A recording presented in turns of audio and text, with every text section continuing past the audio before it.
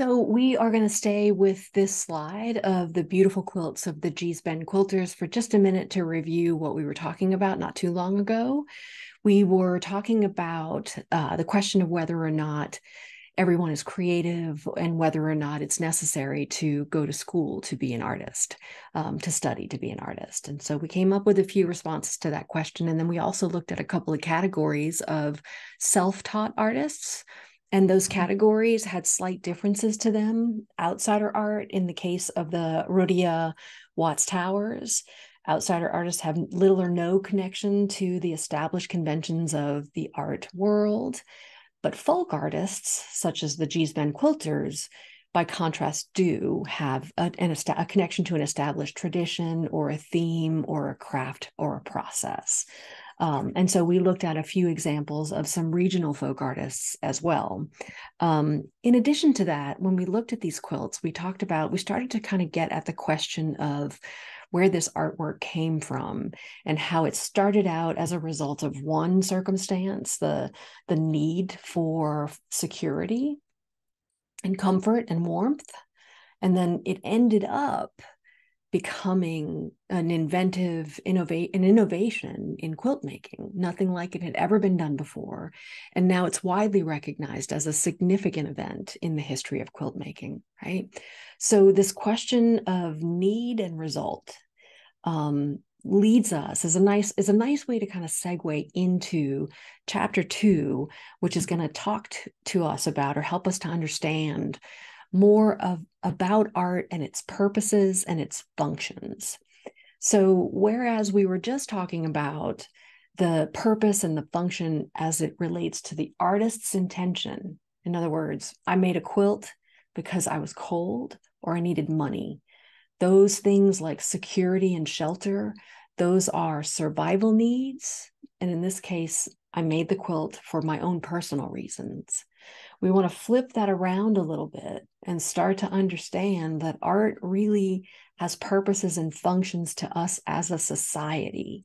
So when we look at this work together and we talk about the various different purposes and functions of artwork, what we're talking about is more the purposes and functions that it serves for the viewer, for the culture, for the region, for society, for the world, right? At all of those scales, okay, art has these various functions. And so we'll list them just really quickly and then segue into looking at some examples.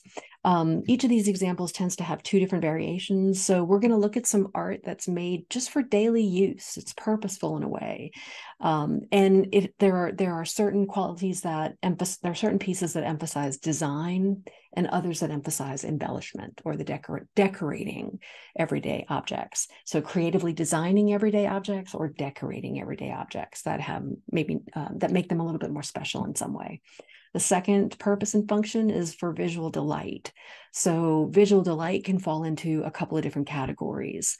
We can be visually delighted by something because it satisfies a need to see and know about an ideal, right? Something that is an idealistic view of something is satisfying in a way, comforting in its own way. Harmony is slightly different from idealism, and we'll talk about that when we get to it.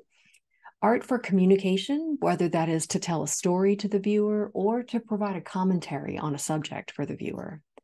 Art for public and or personal expression, that can be a commemoration, a memorial of sorts, or it could also be art that has a strongly personal expression that it wants to convey to the viewer. We'll look at both of those things.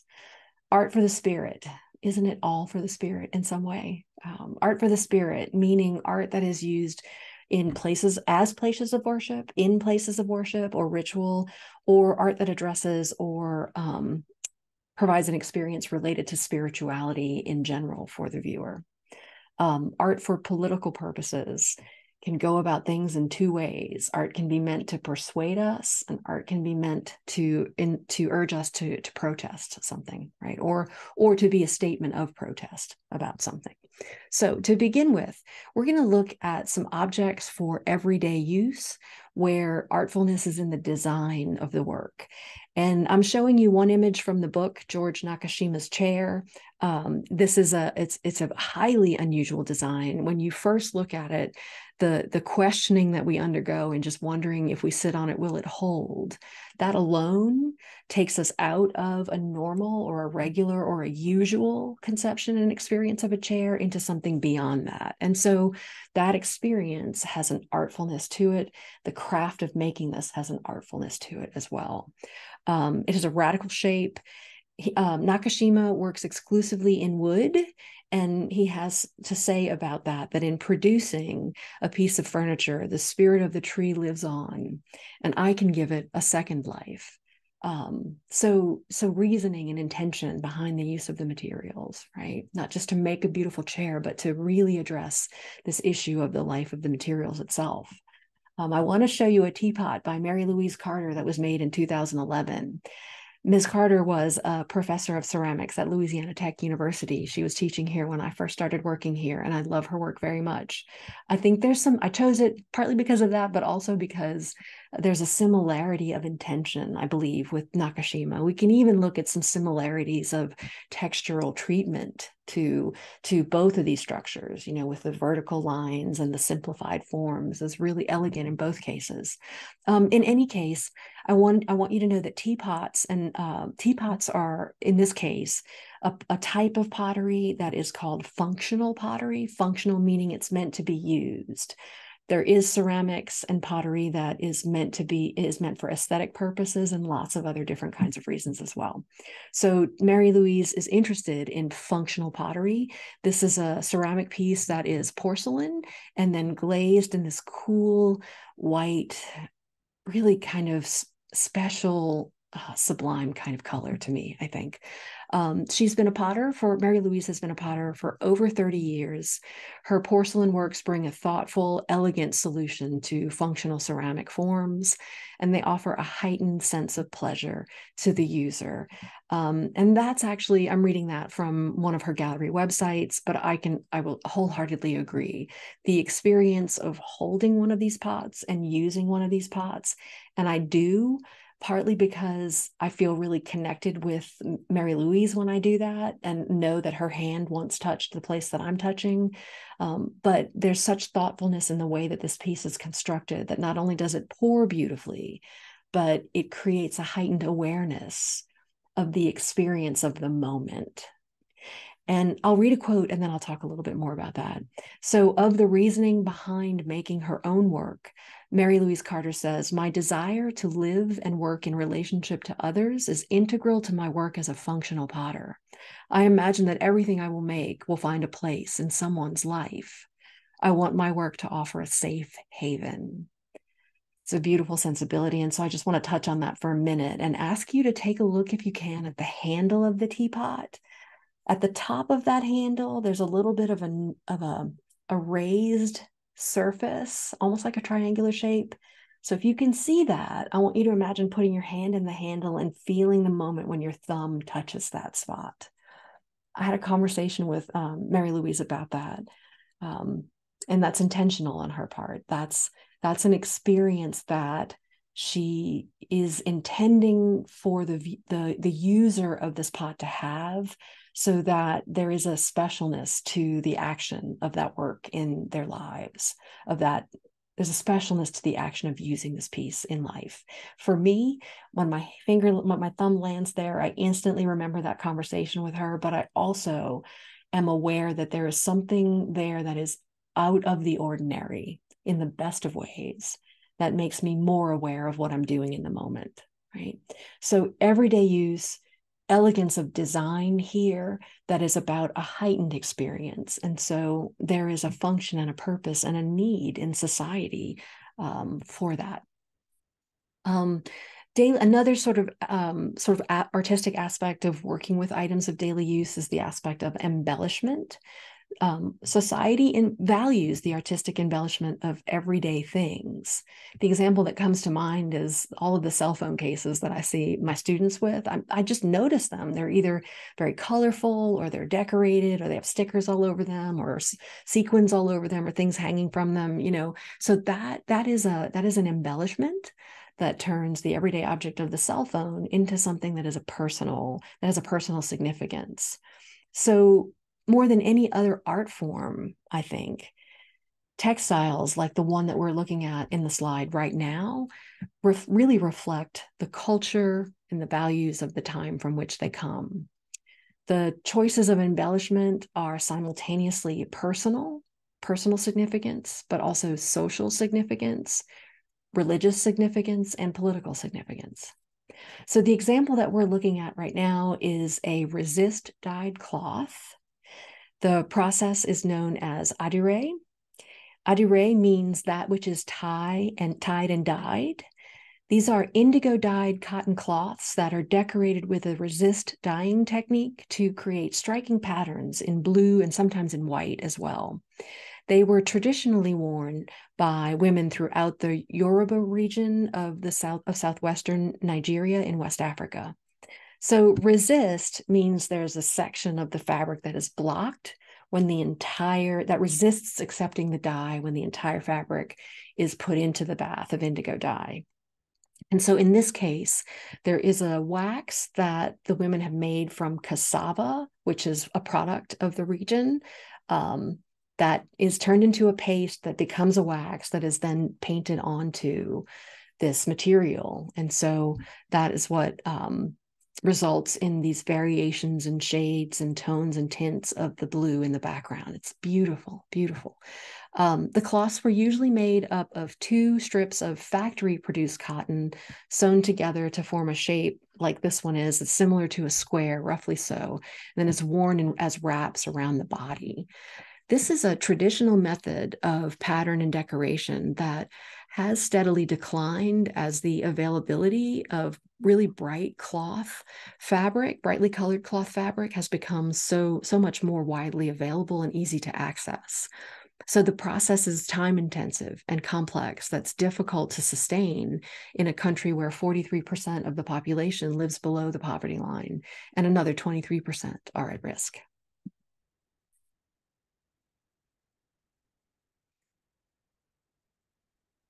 Frank Lloyd Wright's Barnsdall House in Los Angeles is also known as the Hollyhock House.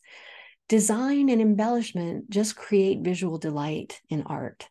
A shelter is a basic need, and this is a house that was designed for Aileen Barnsdall, who was an oil heiress in Los Angeles. But above and beyond that, architects and designers attempt to make their surroundings distinctive. And so this design scheme is based on repeated hollyhock flowers. Hollyhocks bloom on the stalk of the plant itself.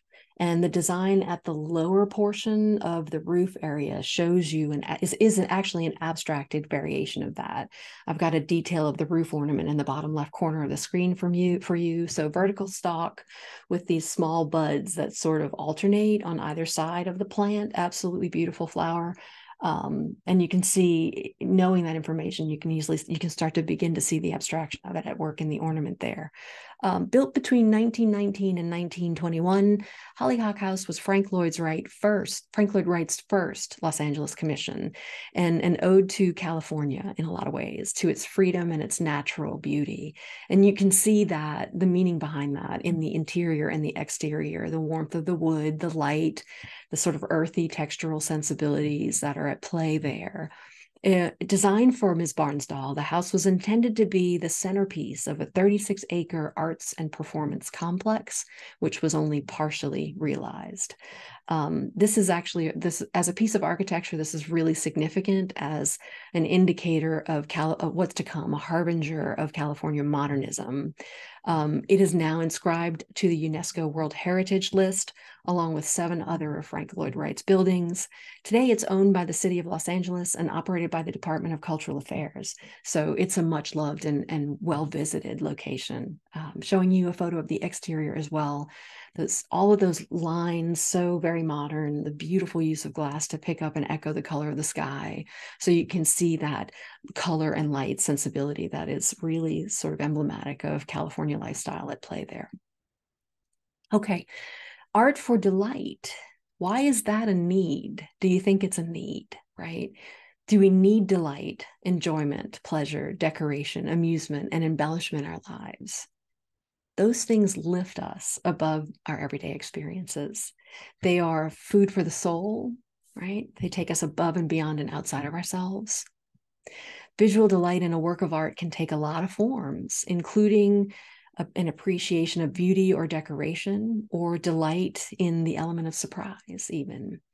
We enjoy it. If it's art for visual delight, we enjoy it aside from practical or moral considerations. We take delight in beautiful things. So a couple of terms that we want to know: that there is a branch of philosophy that studies how and why artworks are considered beautiful. So as an partial answer to our question, what is beauty? We want to know that that's a really big question, and that's been studied for centuries, including by the maker of the sculpture that we're looking at here, which is Polykleitos. This is a sculpture known as Doryphorus, or the spear bearer. You can see the raised arm with the fist that used to grasp a spear that would land over his shoulder. Okay. Beauty in this case, Polykleitos was interested in the beauty and the perfection that could be found in ideal proportions, and specifically in the athletic male form. That beauty of proportions was about a mathematical sense of ideal relationships of the parts to the whole. So there's an athletic look here. If we start to understand the relationship between, the height and the width of this figure, and the perfection, the mathematical perfection of the way the head relates to the shoulders, et cetera, et cetera. That's what Polykleitos was writing about in his work called The Canon, which came out of an interest in the mathematical perfection and the proportions of the human form. So what we're really talking about is a standard of beauty in the case of Polykleitos. Okay, standard of beauty. And we know that perceptions surrounding beauty and body types not only vary by culture, but they've evolved significantly throughout history. That value is behind a lot of art created in ancient Greece. If we were to start to ask the question of what those standards of beauty are today, how have we gotten where we've gotten, that would be a very fruitful and long and thoughtful discussion. We know that fashion standards of beauty are different from this standard of beauty, for example. We can use the same idea about proportions to look at the figure of Mickey Mouse, and that would be its own standard of proportions too. Okay, so standards is the key word here, and an idea or a belief in ideal sets of standards are what we're talking about. Okay, so this is actually a marble copy that was found from Pompeii that dates from 120 to 50 BC. Okay. Visual harmony. Visual harmony is another source of visual delight. So we want to try to define that a little bit. Harmony is a pleasing balance or harmonious proportions. So much for not being supposedly able to use the word itself in the definition of the word itself. So let's try a little bit harder to define that, okay? I think pleasing balance is a good place to start. So I'm giving you two examples of Claude Lorraine's work, the one that is in your book, which is the one of Astanias shooting the stag of Silva. That's on the left. Let's take a look at that for a minute. What is it that gives us a sense of harmony in this work? Evidence in the harmonious colors. There's nothing that is not pleasing to look at in this work. There is a beautiful kind of relationship between the cools of the sky and the greens of the foreground. It feels very natural. It feels very luminous. It feels very pleasant. Nothing is too harsh. Nothing pops too much. For as much light as there is in the composition, there's an equally balancing amount of dark. And those two things working together make each other strong in experience in the work. The sense of light, or the illusion of light, luminosity, is really beautifully diffuse, evenly diffuse throughout. So all of those things, and including a compositional order. Okay, so let's talk about that for a minute. Composition, we've talked about, generally speaking, is how the parts relate to the whole. Let's expand that out a little bit to say that composition is really how the parts are organized. Okay, so in the case of these landscapes, we have areas that are close to us and areas in the background. And if you squint your eyes, you can start to see those areas as a dark shape and a light shape. And you can start to see that there's just about as much dark as there is as much light in that painting. So that's about, they balance each other out. Think about scales balancing each other out, right? We're just about here, or maybe a little bit here, just to keep us interested in the image. So on the left-hand side, we have this tall vertical architectural structure that touches the top and the bottom of the composition. All the way on the opposite side of center, we have a smaller but kind of counterbalancing elements of the cliffs and the nature, the trees, the bushes, and the creatures, for example. So just squint again and then let your eye cross over to the Roman campana, which was painted a little bit earlier, approximately 50 years earlier than the Shooting the Stag of Silva was. So squint at both of them. Do you see anything in common? Okay, I want to take a minute to pause and have a conversation about that. Maybe talk a little bit about, try to identify some of the commonalities between the two of them. The way the compositional organization is pretty similar in both of those. That's important. We see that repetition in his own work, that similarity in his own work. As it turns out, it was such a popular look to painting that many of the landscape painters and artists of his own time were highly influenced by it, so much so that an art term, piece of art language came out of that, and that term is the picturesque, right? The picturesque as an approach to beauty, as an approach to harmony in a painting. Picturesque meaning resembling his pictures, okay? But also more complicated than that if you were to study that in aesthetics. And it is an important aspect of the study of aesthetics. Okay, y'all. So here we go. What is your definition of beauty? As you take this pause, if you decide to right now, take a minute to let that settle in, really give it some thought. What's your definition of beauty? And maybe in fleshing that out for yourself, what would you include on a list of your own standards of beauty today, if you were to have one? So this is a what if scenario, right? What would you include on your list of standards? And are those standards influenced in any way by sources other than yourself? And how so? So we saw how the Lorraine paintings really had an influence on all the many other artists of his same era, right? So we can be influenced by other people who do similar things that we do, or by many things in our culture. So just maybe take a minute to think about that. This is a curious one too. I'm really curious to see how you might answer this. In what ways is the experience of visual delight a need that you have in your life? In what ways is it a need that you have in your life? Okay, so we'll take a few minutes to think about those things, and then we'll come back and we'll look at some more different purposes and functions of artwork. Okay, see you soon.